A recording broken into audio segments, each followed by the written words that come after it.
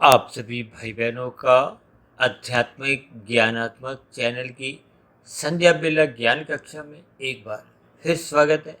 आज की चर्चा का विषय है जीव अपने ही खाते का खाता है।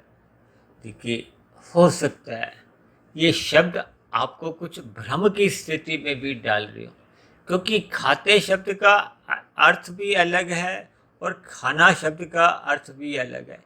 एक विशेषण रूप में है और एक क्रिया रूप में है। हो सकता है आरंभिक स्थितियों में मनुष्य को कुछ भ्रम की स्थितियां उत्पन्न हो जाती, लेकिन क्योंकि शब्द अपने आप में ही आपके हमारे मन के दरवाजे पर कुछ दस्तक देते हैं, कुछ सोचने पर विचार करते हैं, क्योंकि वर्तमान समय कलयुग चल रहा है और कलयुग की स्थितियां आप और हम सभी भाई बहन भली भांति परिचित हैं। और हम सभी भाई बहन भी किसी न किसी अंश में, किसी न किसी अनुपात में इस कलयुग का हिस्सा है। देखिए, शास्त्रों में तो कलयुग की जो एक लक्षण है वो दूत क्रीड़ा, मद्यपान, स्त्री संग, हिंसा और स्वर्ण में समझाया गया है। स्वर्ण का अभिप्राय देखिए अनीतिगत कार्यों से कमाया गया धन है। इन सभी स्थितियों में आप हम सभी भाई बहन कहीं ना कहीं, किसी न किसी अंश में इन सभी स्थितियों में सम्मिलित रहते हैं। हो सकता है ऐसी शब्द आपको हमें कुछ परेशान कर सकते हैं, सोचने पर एक बातें कर सकते हैं, क्योंकि आपका मतलब एक दिनचर्या में ये सभी स्थितियां क्योंकि सामान्य स्तर पर कम अधिक पाई जाती हैं, इसलिए मनुष्य इन सभी स्थितियों पर कोई गौर नहीं करता। देखिए, हम सभी भाई बहनों के बैंकों में खाते खुले हुए हैं। खाते का अभिप्राय क्या है कि चाहे आपका देखिए सेविंग का खाता हो, चाहे आपका करंट अकाउंट हो, यानी कि चालू खाता जो कि एक व्यवसायियों का होता है, जो एक व्यवसाय चलाते हैं, और सेविंग का बचत खाता तो एक साधारण मनुष्य के होते हैं। इन खातों में हम जब भी जमा करते हैं तो अपने ही खाते में हम जमा करते हैं, क्योंकि सभी मनुष्यों के जो अलग अलग खाते खुले हुए हैं, चाहे वो अलग अलग बैंकों में हो, किसी भी प्रकार के उन खातों के देखिए अलग अलग नंबर होते हैं। हम जब भी बैंक में जाते हैं, कुछ धनराशि जमा करते हैं, तो अपने अकाउंट नंबर को डालते हैं, अपना नाम पता सब कुछ लिखते हैं। इन सभी शब्दों के कुछ आपको भावार्थ समझने होंगे। इसका अभिप्राय देखिए, मैं आपको कर्मफल सिद्धांत से, परमात्मा की प्रेरणा से कुछ समझाने का प्रयास करूंगा। इसलिए तो आज हमने देखिए एक बहुत ही सरल शब्दों में वीडियो का नाम रखा है कि मनुष्य अपने ही खाते का खाता है। यानी कि हम ये जो छल कपट, ठगी, हेरा फेरी, अनीतिगत कार्यों द्वारा जो दूसरों का धन हथियाते हैं, या हेरा फेरियों द्वारा दूसरे के फलों को चुराते हैं, शास्त्रों के अनुसार वो सभी बातें अपने आप में ही देखिए अर्थहीन। हो सकता है ये बातें आपको अजीबोगरीब लग रही हो, क्योंकि आज देखिए कलयुग में कोई भी ऐसा देश नहीं है यहाँ देखिए पुलिस विभाग नहीं हो, सेना का विभाग नहीं हो, न्यायालय नहीं बने हो, या अस्पताल नहीं बने हो। देखिए, हो सकता है अस्पताल शब्द आपको कुछ अलग ही अर्थों में समझ आ रही हो। देखिए, हम सभी भाई बहन कर्म फल सिद्धांत से जुड़े हुए हैं। कोई इस बात को स्वीकार करे या नहीं करे, 84 लाख प्रकार की जोनियां हैं। 84 लाख प्रकार की जोनियों में केवल और केवल मनुष्य जोनि को ही कर्म जोनि के साथ जोड़ा गया है। यानी कि आप और हम सभी भाई बहन इस कर्म जोनि के अंतर्गत गिने जाते हैं, जबकि शेष जितनी भी जोनि है, अब देखिए एक जोनि को हटा दो तो शेष कितनी बचती है? 83,99,999।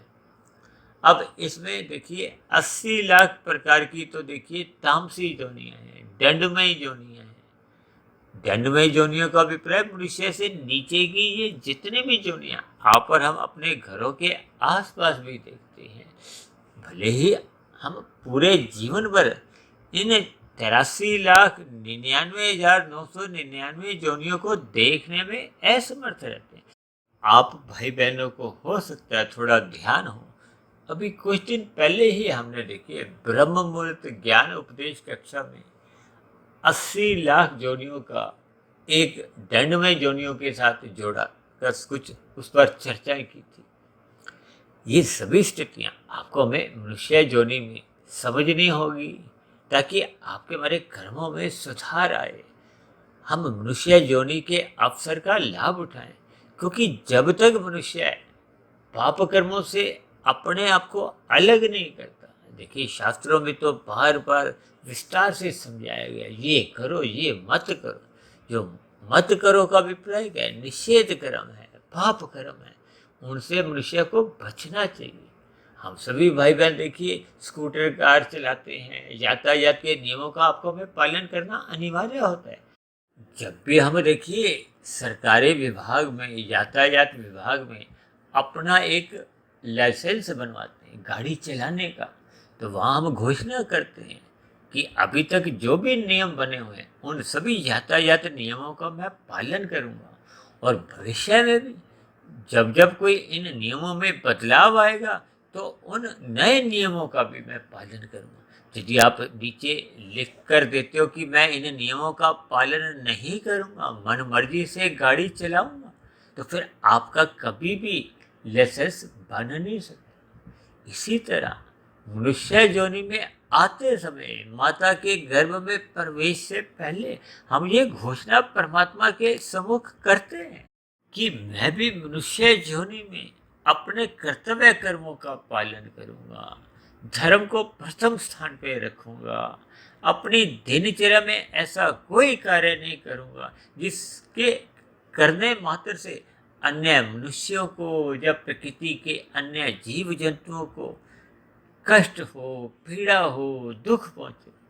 लेकिन मनुष्य योनि में आपको मैं देखिए ये कर्म करने की एक स्वतंत्रता मिलती है। हम अपनी मिली हुई स्वतंत्रता का जब जब दुरुपयोग करते हैं, ये दुरुपयोग करने का अभिप्राय क्या है कि हम बिना कर्म किए जब फल को खाते हैं, देखिए शब्दों पर थोड़ा आप विशेष ध्यान दो। ये शब्द ही अपने अर्थ समझाते हैं, अपने भावार्थ समझाते हैं, लेकिन हम इन सभी स्थितियों पर कोई गहन चिंतन नहीं करते, विचार नहीं करते। देखिए कर्म फल सिद्धांत अपने आप में ही सभी अर्थ समझा देता है। अब कर्म पहले लिखा है, फल बाद में लिखा है।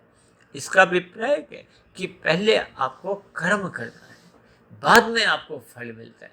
अब देखिए बैंक में जब भी हम कुछ धनराशि निकालने जाते हैं तो धनराशि हम कौन सी निकाल पाते हैं? यदि वहाँ हमने कुछ जमा ही नहीं किया था तो फिर हम धनराशि निकालने की स्थिति में नहीं हो सकते।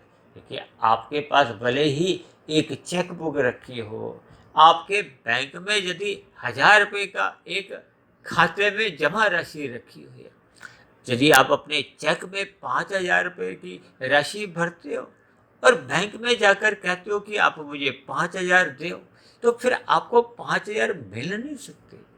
बैंक कर्मचारी आपको 1000 या उससे जो भी एक कम राशि है, इनको आपको समझना हो, उतने तक ही आपको राशि मिलती है। यानी कि राशि का अभिप्राय क्या है? खाते से है, उसमें जमा राशि का अभिप्राय आपके हमारे किए गए कर्म से भी है। यानी कि हम फल उतने ही खा सकते हैं जिसके लिए हमने कर्म किया था। अब उससे अधिक हम देखिए फल खा नहीं सकते। यदि हम हेरा फेरियों द्वारा, अनिष्टिगत कार्यों द्वारा दूसरों के खातों में जो जमा राशि है, आजकल तो देखिए विभिन्न प्रकार के ये जो डिजिटल अपराध चल रहे हैं, लोग एक दूसरे के खातों से पैसा ही चुरा लेते हैं, उड़ा लेते हैं, समाप्त कर देते हैं। देखिए मेरी वीडियो के शब्दों को पकड़ने की बजाय आपने उसके भावार्थ समझने हैं, ताकि आपको में कर्मफल सिद्धांत की जो एक बारीकियां हैं वो समझ में आ जाएं। समझने में आने के उपरांत फिर आपके हमारे द्वारा होने वाले जो नए कर्म हैं उनमें सुधार आएगा, हम पाप कर्मों से बचेंगे। क्योंकि कर्मफल सिद्धांत बार बार ठोक पिजा के घोषणा करता है कि पहले आपको कर्म करना है, फिर किए गए कर्म का ही आप फल खा सकते हैं। हालांकि ये शब्द तो देखिए पास पास है, यानी कर्म के साथ ही जुड़ा हुआ शब्द फल है। ये कितने पास पास है, तभी तो ये शब्द बनता है कर्म फल। लेकिन वास्तविक सच्चाई तो यही है कि कर्म करने के बाद फल आने में एक समय लगता है। देखिए कर्म एक बीज है। आप कोई भी खेती यदि आप करते हो, फसल बोते हो, चाहे आप घर में भी देखिए कोई पौधा लगाते हो, तो वो एक बीज है। बीज के पकने में एक समय लगता है। इसी तरह हम अपने मिले हुए मनुष्य जीवन में जैसे जैसे कर्म करते हैं, उनके फल आने में एक समय लगता है। अब फल क्या है? देखिए यदि हम अच्छे कर्म करते हैं, अच्छे कर्मों का अभिप्राय देखिए शास्त्रों में कहा गया है, विधि विधान द्वारा जो एक विहित कर्म है उनको अच्छे कर्म कहा जाता है, पुण्य कर्म कहा जाता है। ये पुण्य कर्म भी देखिए दो प्रकार के हैं, एक राजसी पुण्य कर्म है, एक सात्विक पुण्य कर्म है। राजसी पुण्य कर्म एक साधारण पुण्य कर्म है। यहाँ साधारण पुण्य कर्म का अभिप्राय देखिए सफेद दृष्टिकोण से है, क्योंकि रजोगुण में रहते हुए हम देखिए जो भी कर्म करते हैं, हम दूसरे जीवों को दुख भी नहीं देते, सुख भी नहीं देते, केवल कर्म करते हुए अपने सुख को एक सुनिश्चित कर लेते हैं। ये एक विधि विधान द्वारा कहो, धर्मानुसार कहो। देखिए 4 पुरुषार्थ बताए गए, धर्म अर्थ काम मोक्ष। देखिए इन सभी बातों की हम पिछले लगभग 4 सवा 4 सालों से चर्चा करते आ रहे हैं, क्योंकि लगभग परमात्मा की प्रेरणा से तो 1600 वीडियो तो हमने बना चुकी हैं, और इनमें मैं समझता हूँ कि 250, 300, 400 वीडियो तक देखिए प्रत्यक्ष रूप से हमने कर्मों के ऊपर एक अपनी चर्चा को रखा, क्योंकि कर्म की बारीकियां स्वयं भगवान श्री कृष्ण जी गीता में समझाते हैं कि अच्छे अच्छे बुद्धिमान मनुष्य भी देखिए चकरा जाते हैं, क्योंकि कर्म की बारीकियां बहुत ही गहन है।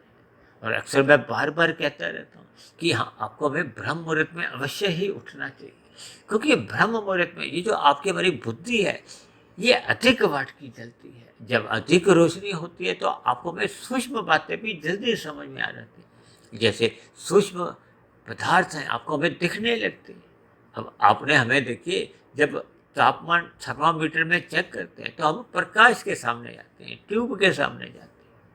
अब सुई में धागा डालना हो तो हम देखिए अंधकार में तो सुई के उस छोटे से छेद में धागा डालने में समर्थ नहीं होगा। हम रोशनी में जाते हैं या दिन में सूर्य के प्रकाश के समझ जाते हैं।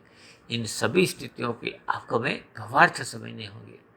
यानी कि रजोगुण में हम साधारण कर्म करते हैं, जबकि सात्विक कर्मों का अभिप्राय विशेष प्रकार के परोपकार के कार्य हैं, जो हम देखिए जैसे पक्षियों को हम दाना देते हैं, चिड़ियों को अन्न देते हैं, हम वनस्पति पेड़ पौधों को जल देते हैं, हम पशुओं को, कुत्तों को दूध पिलाते हैं, रोटी देते हैं, गाय को चारा देते हैं। इसी तरह हम निर्बल मनुष्यों को देखिए अन्न की, जल से, स्वास्थ्य से, शिक्षा से, वस्त्र से, ज्ञान से, विभिन्न प्रकार के देखिए हम एक परोपकार के कार्य करते हैं। तो ये विशेष प्रकार के पुण्य कर्म है, यानी कि इनका एक विशेष प्रकार के फिर आपको हमें फल मिलते हैं। फल का अभिप्राय देखिए एक परिस्थितियों से है। अच्छे कर्म करते हैं तो अनुकूल परिस्थितियां तो आएंगी आएंगी, बुरे काम करोगे तो भविष्य में आपको में प्रतिकूल परिस्थितियां आएंगी। प्रतिकूल परिस्थितियों में आप और हमको देखिए दुख महसूस होता है, अनुकूल परिस्थितियों में आपको में सुख की अनुभूति होती है। इन सभी बातों के भावार्थ को आपको में समझना होगा, और एक दूसरे के खातों से चुराने की बजाय आपको में स्वयं एक पुरुषार्थ करना चाहिए, कर्म करना चाहिए, ताकि हम अपने ही खाते का खाएं। क्योंकि हम सभी भाई बहनों को परमात्मा की एक व्यवस्था में, एक प्रकृति की एक व्यवस्था में आपको में कर्म करने की स्वतंत्रता दी गई है। देखिए यदि कर्म करने की स्वतंत्रता ही नहीं होती तो फिर हम सब भाई बहन देखिए एक कठपुतली के समान, फिर ये जीवन की कहो, संसार की जो एक स्थितियां देखने में आती हैं, ये संभव ही नहीं थी। लेकिन इन बातों का ये भी अभिप्राय नहीं है कि आपको हमें देखिए कोई पाप कर्म करने की कोई प्रेरणा दी जाती है। अक्सर हम जब कभी भी देखिए आरंभिक स्थितियों में पाप कर्म करते हैं तो आपके हमारे भीतर से आत्मा की, मन की, परमात्मा की बार बार एक तेज आवाज आती है, मत करो ये पाप कर्म। लेकिन आरंभिक स्थितियों में जब मनुष्य पाप कर्म करता है तो फिर वो पाप कर्म बार बार करता है, तो फिर वो जो आवाजें आ रही थी वो अब उसको सुनाई नहीं देती। अब पाप कर्म करना उसका एक स्वभाव बन जाता है, स्वभाव बनते बनते उसका संस्कार बन जाता है। यानी कि कारण शरीर में जब बुरे संस्कार बन जाते हैं, अब चोरी का संस्कार यदि कारण शरीर में बन गया तो फिर वो ऐसी सभी स्थितियों से उसको कोई पुलिस का भय नहीं होता, उसको न्यायालय के जो एक दंड का कोई भय नहीं होता, क्योंकि उसके कारण शरीर में जो बुरे संस्कार बन गए। इसलिए आपने देखा होगा कि भारत में नहीं विदेशों में भी बनी हुई जेलों में कैदियों को सुधारने के लिए शास्त्रों का ज्ञान के प्रवचन करवाए जाते हैं, ताकि हमारे आपके व्यवहार में सुधार आए। सुधार आने का अभिप्राय हम पाप कर्मों से बचें। ये सभी स्थितियाँ आज हमारी जो वीडियो का नाम है अपने आप में एक घोषणा करता है कि हम छीना झपटी, चोरी डकैती ये सब बंद कर दें। क्योंकि जीव जीव का अभिप्राय देखिए मनुष्य से, आत्मा से, किसी भी संदर्भ में आप समझ ही सकते हो।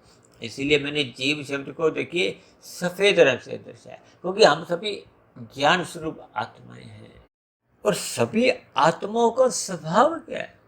सुख प्राप्ति के लिए एक प्रयत्नशील रहना और दुख से निवृत्ति के लिए प्रयत्न करते हैं।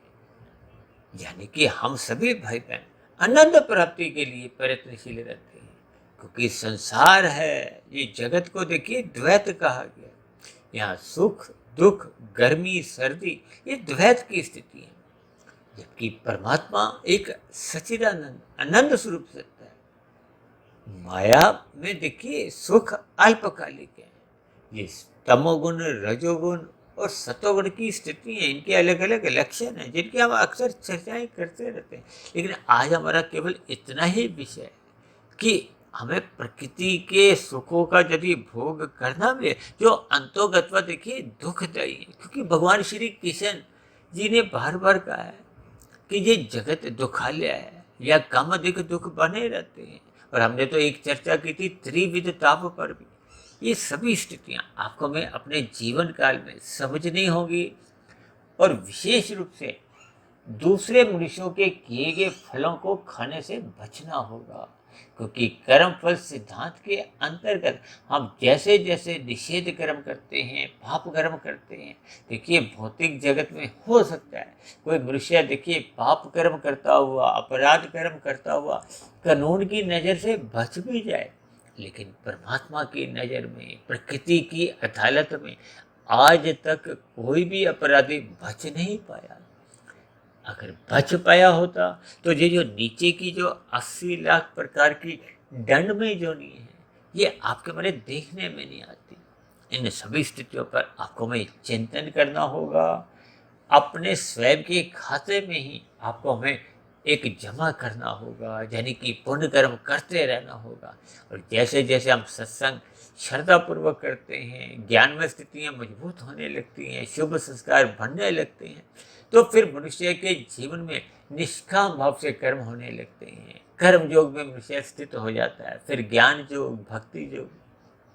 हालांकि आज हमारा देखिए इन योग की स्थितियों पर कोई चर्चा नहीं, लेकिन हम जैसे जैसे देखिए जब पुण्य कर्म हम काम भाव से करते हैं तो सात्विक कर्म होते हैं, वही पुण्य कर्म जब हम निष्काम भाव से करते हैं, क्योंकि जब आपको हमें परमात्मा का ज्ञान विज्ञान समझ में आ जाता है कि संसार में अंतोगत्वा दुख ही दुख है, ऐसा ज्ञान टिकने पे कहो या कारण शरीर के शुद्ध होने की स्थिति कहो या आत्मा का जो एक मूल ज्ञानमय स्थिति है, ज्ञान स्वरूप है, वो मूल स्थिति में जब लौट आती है, क्योंकि आत्मा तो देखिए चेतन तत्व है, उसका ये जो जड़ माया है या संसार है उससे कोई लेना देना ही नहीं है। क्योंकि उसका लेना देना क्या क्या आपके बने स्थूल शरीर जो कि बना ही संसार में है, माया का है, वो माया के जो विषय भोग है, उन्हीं के कारण ही आपके हमारे स्थूल शरीर का निर्माण हुआ है। तो फिर वो उसका एक विषय भोगों से एक सजातीय संबंध है। इन सभी स्थितियों पर आपको भी चिंतन करना होगा और कम से कम मनुष्य को अपने मिले हुए जीवन में अपने खाते की विशेष चिंता करनी होगी।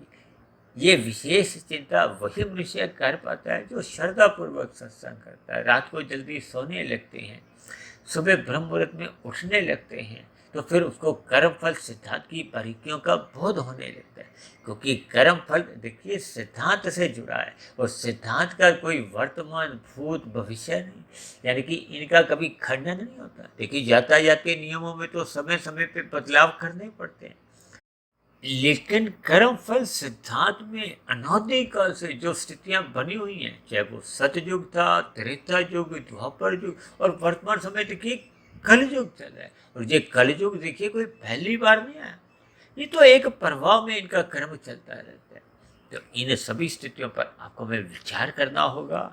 अपने मिले हुए जीवन में कम से कम मनुष्य को अपने ही खाते का खाना चाहिए, अन्यथा जब जब हम देखिए दूसरे के खातों का खाते हैं तो वो एक प्रकार का ऋण है। वो ऋण आपको में उतारना होता है। ये नीचे की जोनियाँ कहो या मनुष्य जोनी में जब जब आपको में कोई दुख आते हैं, ये आपके मेरे किए गए पाप कर्मों का ही परिणाम होता है। हो सकता है चर्चा को क्रमबद्ध तरीके से समझाने में मैं सफल ना भी रहा हूँ, लेकिन आप सभी भाई बहनों को चर्चा का एक संदेश कहो, एक ज्ञान कहो, वो आपको समझना होगा और अपने मिले हुए जीवन में पाप कर्मों से बचना होगा।